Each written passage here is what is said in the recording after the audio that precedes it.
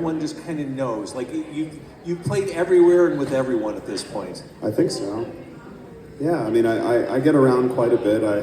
I play over 100 shows a year between solo shows or shows with my band, and I got a couple of tribute bands, actually one with Paul Wheeler over there. We got one that's called Bad Motorfingers that covers all the stuff with Chris Cornell.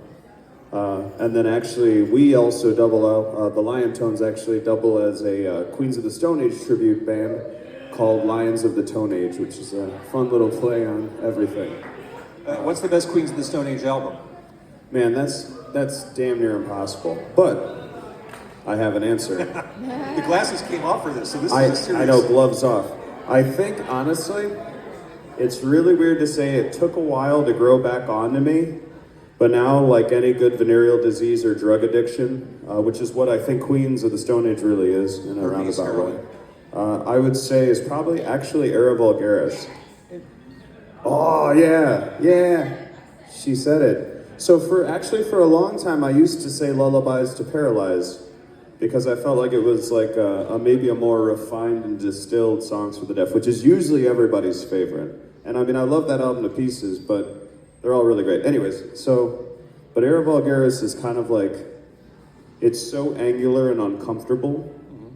And I think that everybody that's in that band at that point, from Joey Castillo to Troy to Josh, obviously, and then all of a sudden, this is also the bridge between Alan Johannes, who's on our newest album on 2 tracks, I might like to add at this point. Alan Johannes not only plays on it, but he's also in the production seat, and then also, it's also the introduction of Michael Schumann. So it's literally got such a good spread of everything that Queens was in the past and turns into in the future. Even a little Mark Lanigan, a few nuggets in there of him. I recently threw myself back into that first album, the Loose Group one. Absolutely. It's better than I remember. Lions of the Tone Age has done that from cover to cover at Reggie's twice now. It's really good. It's really good. But back to Ricky Lion Tones. I mean, no surprise as you're waxing rhapsodic about Queens of the Stone Age. Musically, I mean, you're in that same space. Big, crunchy stoner rock. Yeah, with flourishes and little things of genres that shouldn't be in there. Lucky Strike on Deja Evolution, again, the latest from Ricky Lion Tones. Probably the most single entendre lyric I'll hear in music for the next 10 years. A royal flush and honey drips down your lips. So is this about Winnie the Pooh? No, that song, Lucky Strike, is actually about strip poker. About strip poker. And then, speaking of big, crunchy stoner rock, Soil Doves. This seems especially heavy subject. I mean, you tell me. Specific question. Okay, well, Soil Doves, I hate to get real serious on everybody here, but it's a subject matter that apparently is on the tips of everybody's tongue, no matter what side of the aisle you're on, and that's when things aren't all right at home. Now, behind the facade of every single nice, beautiful home, sometimes lies a dark history, and then that's what that song's kind of about, when you start sweeping too much stuff under the rug, and then all of a sudden, how the youth starts acting out and getting crazy and getting involved in things that are maybe deadly and potentially harmful to themselves to combat with the troubles at home. Soil doves is meaning children, doves, soiled, meaning their innocence lost. 100 gigs a year. That's a lot. More. So talk about what it's like navigating through the world as an independent artist, navigating through barriers, roadblocks, obstacles that are natural to this career. Well, the thing that's funny about technology is it makes everything easier and everything harder all at the same time, and it's a push and pull. You've never been able to reach more people now as an artist with the internet, but now there's a million artists out there. There's actually billions of artists out there now. So then how does somebody find you? And then every single time we get our hands on something with like Facebook or Instagram or TikTok or Vine or whatever, right when we start figuring it out, then all of a sudden there's, oh wait, hold on, can you buy our promotion now? Can you buy our sponsorship? Have you bought in yet? And so now, all of a sudden, algorithmically, you're underneath everybody that bought in and had the money to buy into the system. So it's difficult. I mean, I play the game every day, So I'm not going to pretend like it's impossible, but it is a lot of fucking work. It is. And I'm sure other artists and creators... Other artists, comedians, you feel this way too? You know, I mean, and then then you're dealing with another thing like, well, I mean, and you touched on some of these things, your physical attributes. Are you attractive? Because we're now facing then the problem of algorithmically, well, sometimes people click on shit just because they're attracted to the person in the preview. Yeah. And that doesn't really necessarily, that's never been what art's been about, ever. Art is supposed to be about anybody and everybody that can do something. And it can entertain, but that sometimes gets lost in the shuffle of everything. Well, one thing absolutely. One thing I was recently reminded of, and I think this is an especially important lesson for any artist, creative, musician, you only own what you truly own. When you invest money, time, advertising into a platform, let's say Spotify or Facebook, cool, but if those go away tomorrow, what do you have? And so, I mean, we're in a world now, like, you own your website. I do. You own, some artists own their mailing list. Like, that to me is the real challenge, is making sure you have enough of a foundation that if any of these flights of fancy go tits up, you still have something to work from.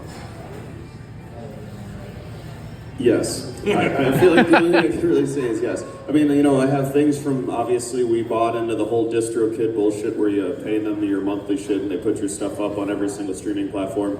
I got CDs, I got stickers that have QR codes that take you to the streaming stuff. We got vinyl, so that way if everything falls apart, you can still manually wind the son of a bitch over a needle that's connected to a speaker system and still get things rolling if you have to. What's up with your guitar? Oh, I got, hold on, I'll be right here. See, Ricky brought something for show and tell. Brought some fun stuff. Woo! Oh, shit, hand me my guitar. He's got people, hand me my guitar. It's like James Brown. Get on up! Take me to the tar! All right, so... There we go. So this one, actually, they say songs are hidden inside of guitars, and that's why we buy so many. At least that's what we tell our loved ones. Hold the mic.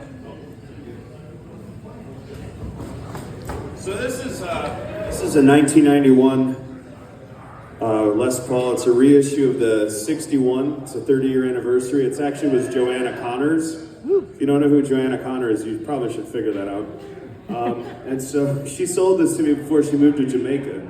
And the song that we're going to play first, all of the riffs clunkily came out of me the second that I plugged this into my amp.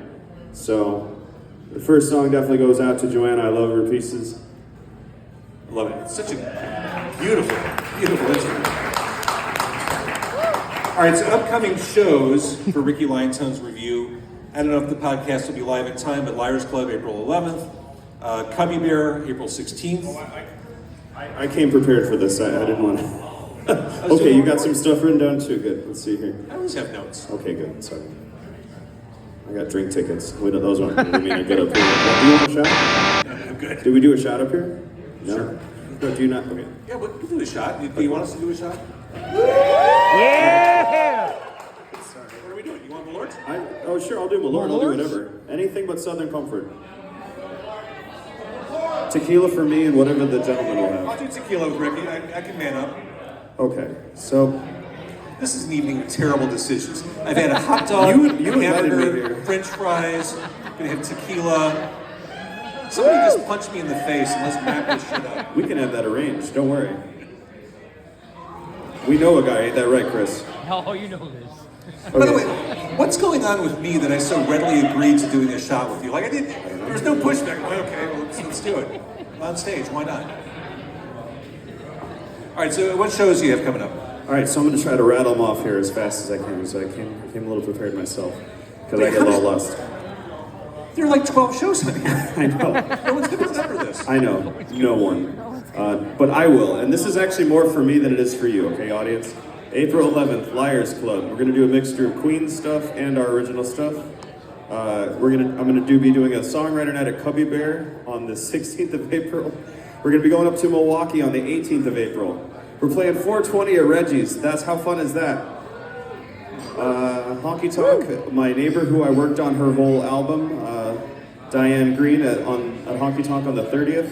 Let me know when you want me to shut up. The one big one I want to get out here, if I say nothing else, May 11th, we're going to be at Sub T. You know that band, the band Feel? They've been blowing up pretty hard. They're like Rival Sons Part 2.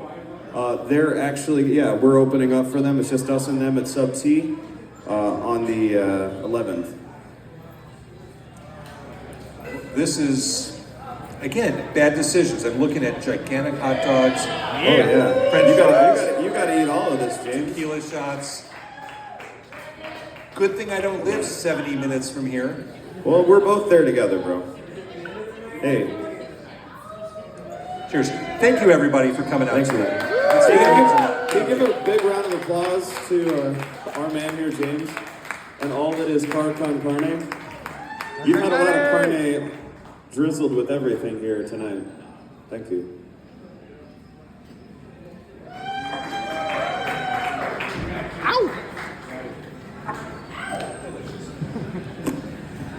Now I think we're ready to see Ricky Liontones play. At least I am.